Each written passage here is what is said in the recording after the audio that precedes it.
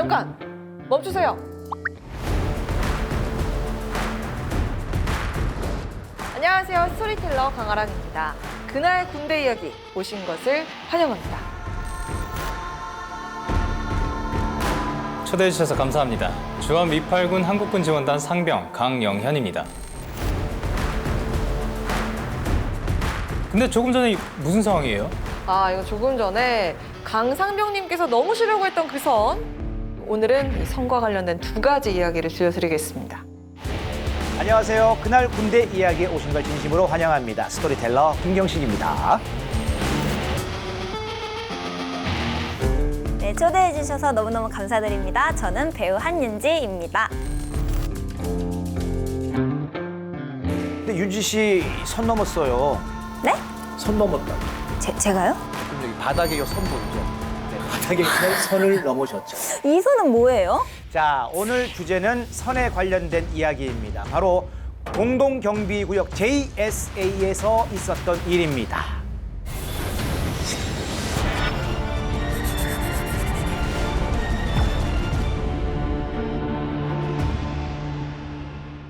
(1976년 8월) JSA 공동경비구역입니다.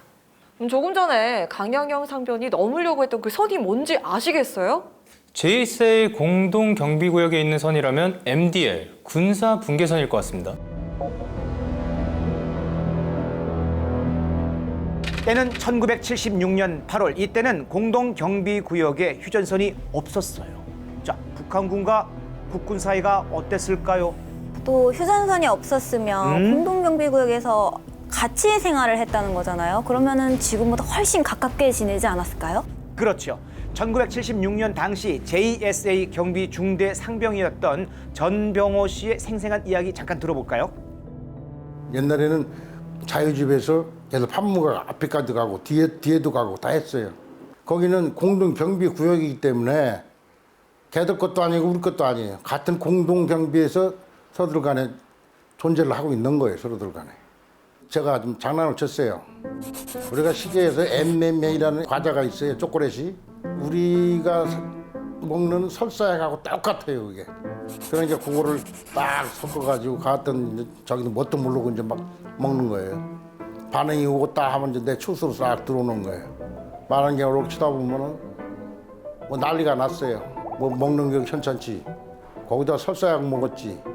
그러니까 뭐 그냥 전화 붙들고 사정하고 막 그러는 것 같더라고요. 이런 짓궂은 장난까지 칠 정도였으면 그땐 우리 군과 북한군의 사이가 정말 허물이 없었네요. 네, 그랬죠. 그런데 이 사건 때문에 우리 군과 북한군 관계가 180도 달라졌습니다. 지금부터 공동경비구역에서 선이 생기게 된 사건에 대해서 들려드리겠습니다. 1976년 8월 6일, 이날은 미루나무를 자르기로 한 날이었어요. 왜 멀쩡한 나무를 베느냐? 우리 군에게는 이 나무를 잘라내야만 하는 이유가 있었습니다. 이 나무를 베기로 한 이유는 바로 두 가지였습니다. 첫 번째는 미루나무의 위치, 두 번째는 매년 쑥쑥 자라는 미루나무의 성장 속도 때문이었습니다. 미루나무는 우리 쪽 경비 초소인 3초소 맞은편에 있었어요. 이 초소는 우리 입장에서 아주 중요한 초소였는데요. 그 이유는 북한군이 공동경비구역으로 들어올 때 꼭 거쳐야 하는 돌아오지 않는 달이 바로 앞에 있었기 때문입니다.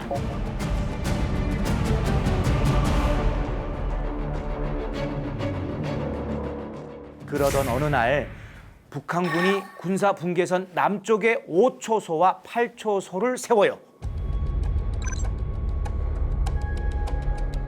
그러면 우리 3초소가 북한 4초소, 5초소, 8초소 이 세 개의 초소 안에 둘러싸인 거네요. 그렇죠. 둘러싸이게 됐는데요. 그래서 3초소를 세상에서 가장 외로운 곳이라고 불렀대요.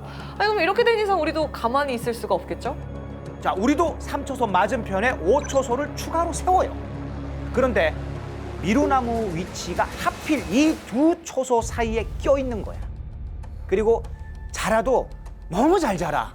15m까지 자라는데 그러면 시야를 완전히 가려서 정말 아무것도 안 보입니다. 그래서 8월 6일에 미루나무를 자르려고 톱이랑 망치 뭐 이런 걸 다 준비해 갔거든요. 그런데 작업을 시작하고 얼마 되지 않아서 북한군이 강력하게 항의합니다. 우리 군은 이날 작업을 포기하고 나무를 자르기로 한 계획을 그냥 가지치기만 하는 것으로 바꿉니다.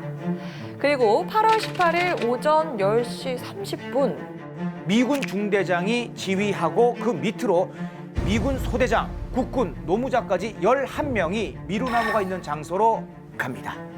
노무자들이 열심히 가지치기를 하고 있는데 한 10분이나 지났나? 갑자기 저기서 군용차 한 대가 들어와요. 군용차 문이 열리고 북한군이 우르르 차에서 내려요. 와, 근데 인원수가 많아요.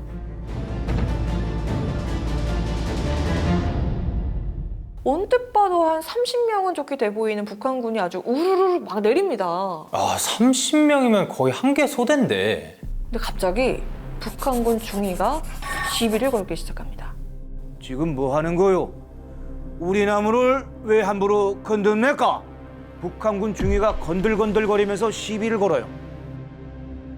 우리 입장에서는 미루나무 가지치기를 그만둘 이유가 없잖아요. 왜냐면 8월 6일 북한군의 항의로 애초에 벌목을 할 계획을 가지치기만 하는 걸로 바꿨고 또 공동경비구역에서 일어난 모든 일은 일직 장교회담을 통해서 우리 군과 북한군이 공유를 하고 있었기 때문입니다. 미군 중대장은 작업을 그냥 계속하라 이렇게 지시를 했습니다. 근데 북한군 중위 시비 수위가 점점 거세지는 거예요. 욕설까지 하고 또 심지어 죽여버리겠다 이렇게 협박까지 하기 시작합니다. 그때 갑자기 악 하는 외마디 비명이 들리더니 미군 중대장이 쓰러졌어요. 우리 군이 미군 중대장에게 다가가려는 그 순간 갑자기 북한군이 몽둥이, 칼, 도끼 들고 달려들기 시작합니다. 어머.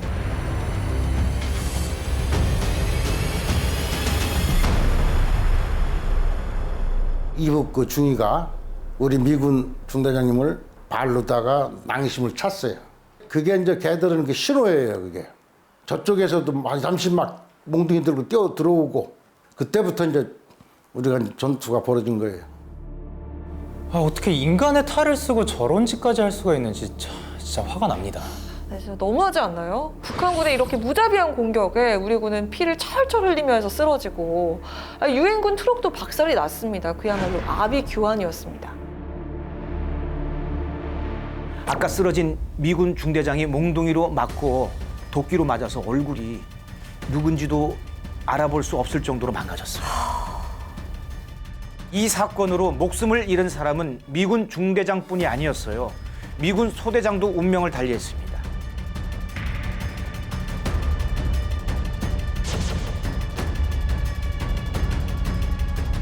그 10분이라는 짧은 시간 동안 미군 장교 2명이 전사를 했고 우리 군인과 노무자들도 아주 크게 다쳤습니다. 북한군의 무자비한 공격으로 공동경비구역에서 사상자가 발생했네요. 맞습니다. 휴전 이후에 23년 만에 공동경비구역에서 일어난 첫 살인사건이었습니다. 헨리 키신저 당시 미 국무장관은 조용히 있지 않으면 중대한 결과가 초래될 것이다 라고 북한 측에 경고했어요. 그런데요, 북한이 뭐라고 했는지 아세요? 그 도끼 누가 가져왔냐? 미군이 그 도끼 안 가져왔으면 이런 일이 있었겠어? 너무 어이가 없을 정도로 뻔뻔하고 말도 안 되는 억지를 쓰면서 정당방위라고 주장하는 거예요. 사람이 죽었는데 어떻게 그 그러니까. 정당방위예요?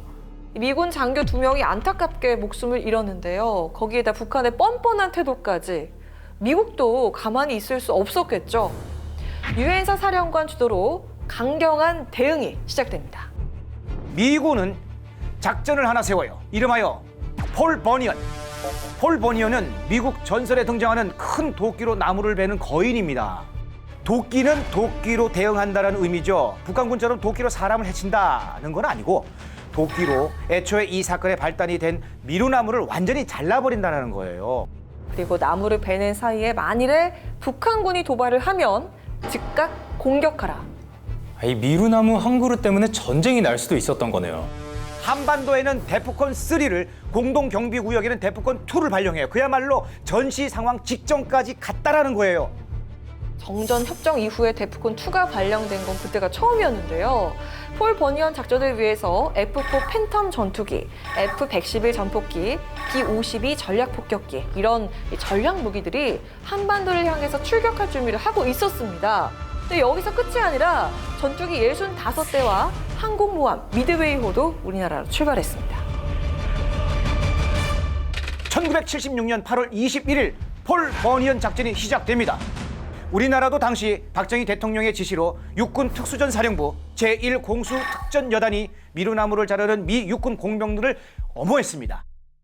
또 육군 1사단 수색대가 인근에 숨어서 만일의 사태에 대비하고 있었죠. 네, 너무 긴장되는데요. 지금. 어떻게 됐을까요? 드디어 미루나무가 완전히 잘려나갔습니다.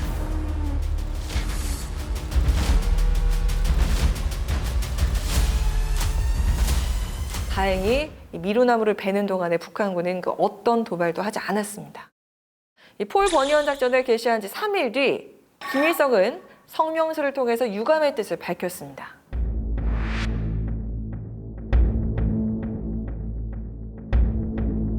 아니, 도끼 만행 사건이 일어난 직후에는 뻔뻔하게 미군 탓으로 돌리더니 갑자기 왜 유감 성명서를 발표한 건가요?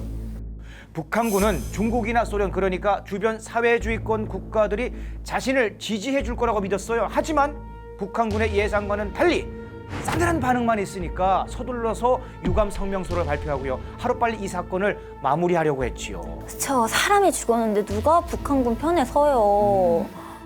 북한이 유감 성명서를 발표하고 유엔 측이 받아들이면서 도끼 만행 사건은 마무리가 됐습니다. 그리고 1976년 8월 25일 공동경비구역에 엄청난 변화가 생기는데요. 바로 이 사건으로 군사 분계선이 생긴다는 거예요. 1976년 8월 25일 공동경비구역에는 높이 5cm, 너비 50cm 군사 분계선이 생겼습니다. 네, 당시 현장에 있었던 JSA 경비 중대원들은 도끼 만행 사건의 주동자로 한 사람을 지목을 했는데요. 바로 미군 중대장을 구둣발로 걷어차고 도끼를 휘두른 북한군 중위 박철이었습니다.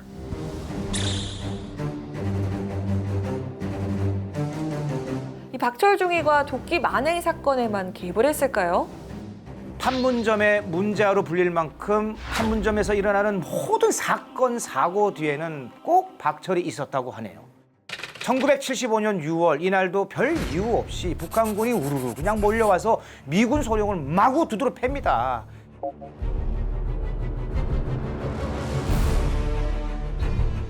바로 핸더슨 소령 폭행 사건입니다. 이 사건으로 핸더슨 소령은 목뼈가 부러지고 장이 파열되는 중상을 입었습니다.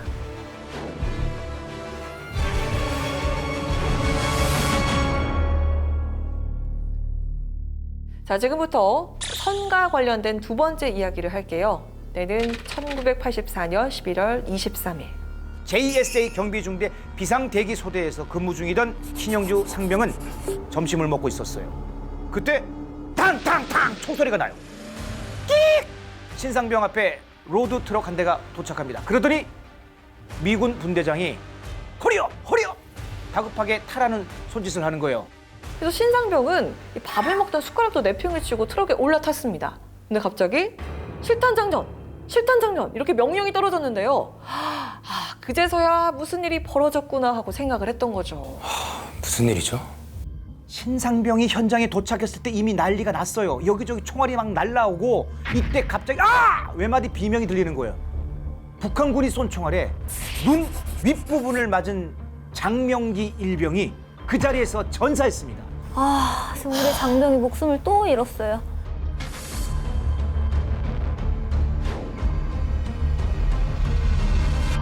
점심 식사를 하려고 하는데 로드 트럭이 울린 거예요. 트럭에 올라탔는데 총소리가 들리는 거예요. 이거 사건이구나. 저희가 총격전을 벌인 현장에서는 사상자가 전혀 없었어요. 이제 비상대기소대에서는 사상자가 없었죠. 나중에 다 끝나고 체크포인트 4 데스크에 들어가니까 시트를 덮고 한 명이 누워 있더라고요. 그래서 보니까 그게 장명기예요. 그래서 딱 오른쪽 눈 위에 한 발 맞고. 이 총격전은 22분 동안 계속됐습니다. 그 시각 군사정전위원회 회담 장소에선 이 총격전을 두고 설전이 벌어지고 있었는데요. 그리고 얼마나 지났을까? 공동 일직 장교가 총격전이 벌어지고 있는 현장에 와서 홀트! 홀트! 사격 중지를 외치면서 이날의 총격전은 끝이 났습니다.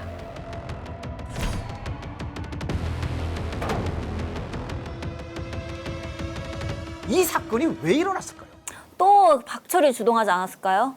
자, 일단 처음부터 이야기를 하자면요. 북한 측 투어객들 중에서 소련인 기자가 사진 찍는 척을 하면서 갑자기 군사 분계선을 넘어 우리 쪽으로 넘어와요. 그런데요, 공동경비구역에는 교전수칙이라는 게 있어요. 우리는 자유를 찾아서 올라만 사람을 보호하는 게 수칙이고, 북한은 소멸입니다. 소멸이라면 그 자리에서 사살한다는 건데 끔찍합니다. 우리 군은 교전 수칙에 따라서 군사 분계선을 넘어 월남한 망명인을 안전한 곳으로 대피시켰습니다. 이때 탕탕! 북한군이 하늘을 향해서 공포탄을 쐈습니다. 이 탄을 쏘면 망명인이 놀라서 그 자리에서 멈출 거라고 생각을 했던 거예요.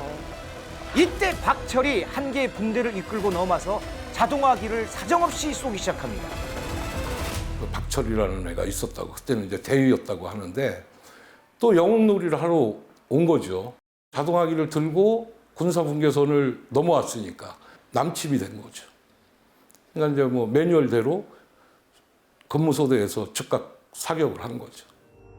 또 박철이요? 도끼 만행, 핸더슨 소령 폭행, 그리고 또 이 사건까지 공동경비구역에서 일어난 모든 북한군의 도발 사건 뒤에는 항상 박철이 있네요. 네, 맞아요. 이 사건으로 국군 장명기 일병이 전사하고 미군 1명이 아주 크게 다쳤습니다.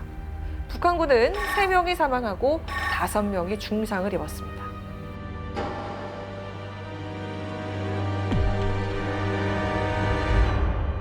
이 사건으로 수차례 우리 군을 위협했던 박철 대위가 죽었습니다. 이제 더 이상 북한군의 도발은 일어나지 않았을까요? 당분간은 조용하지 않았을까요? 왜냐면 문제아가 죽었으니까요. 지금부터 제 얘기를 잘 들어보세요. 박병엽 전 조선노동당 간부는 북한이 일으킨 만행에 대해서 이렇게 얘기합니다. 우리 군을 도발한 모든 사건의 배후에는 김정일이 있었다. 그때 국가주석은 김일성 아닌가요? 아들인 김정일이 사건의 배우라고요? 네, 이 도끼 만행 사건이 일어난 1970년대 북한은 경제력, 군사력에서 우리나라보다 우월하다는 생각을 하고 있었습니다. 그런 북한에겐 눈의 가시가 있었는데 바로 누굴까요? 미군이겠죠? 맞아요. 북한은 우리나라에 주둔하는 미군이 항상 못마땅했습니다.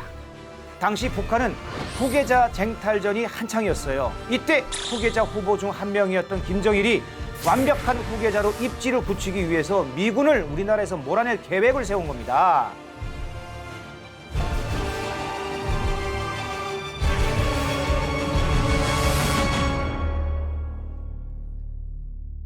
자, 지금까지 선과 관련된 이야기를 들려드렸습니다. 네, 선이 생기게 된 사건과 그 선을 넘어서 일어난 사건들이죠. 맞습니다. 이 도끼 만행 사건으로 전사한 미군 중대장 대위 이름은 보니파스인데요. 보니파스 대위는 한국 근무가 딱 이틀 남은 상황에서 안타까운 죽음을 맞이합니다. 근무를 마치고 본국으로 돌아가서 가족들과 만나는 그날을 얼마나 손꼽아 기다렸을까요? 보니파스 대위는 판문점 내 골칫거리였던 미루나무를 본인의 손으로 처리하고 싶었대요. 군인으로서 마지막까지 임무를 다하고 싶었던 거죠. 같은 사건으로 목숨을 잃은 미군 소대장 베럿 중위는 부임한 지 막 한 달 된 신참이었어요. 아, 진짜 너무 안타깝습니다. 매년 11월 23일엔 소련인 기자 망명 사건으로 목숨을 잃은 장명기 일병의 넋을 기리기 위한 추모식이 열리고 있습니다. JSA에는 군인으로서 임무를 다하다가 안타깝게 희생된 이들을 기리는 시설들이 있어요. 보니파스 대위를 추모하기 위해 개칭된 캠프 보니파스, 베럿 중위의 이름을 딴 BRF 초속, 그리고 1984년 당시 장명기 일병이 거주했던 막사를 장막사로 정하고 장일병을 기리고 있습니다. 오늘 이야기 듣고 좀 어떤 생각이 드셨나요? 우리나라는 분단국으로 항상 안보 위협에 직면해 있죠. 군인으로서 국가 안보가 위협을 받을 때 어떤 상황이라도 헌신하고 지켜내야 한다고 생각합니다. 총송이 멈추고 오랜 시간이 흘렀지만 전쟁은 아직 끝나지 않았습니다. 판문점 도끼 만행 사건과 폴 버니언 작전은 우리 군이 북한군의 도발에 어떻게 대응해야 하는지를 잘 알려주고 있습니다. 북한군의 도발은 대한민국에 대한 명백한 적대 행위이고 정전협정을 위반하는 겁니다. 악의적인 도발에 단호하고 의연한 국군의 모습을 보여줘야 합니다. 우리가 평화로운 일상을 보낼 수 있도록 임무를 다하는 군인들에게 감사한 마음을 갖고 안타깝게 희생되신 분들을 잊지 말아야겠습니다.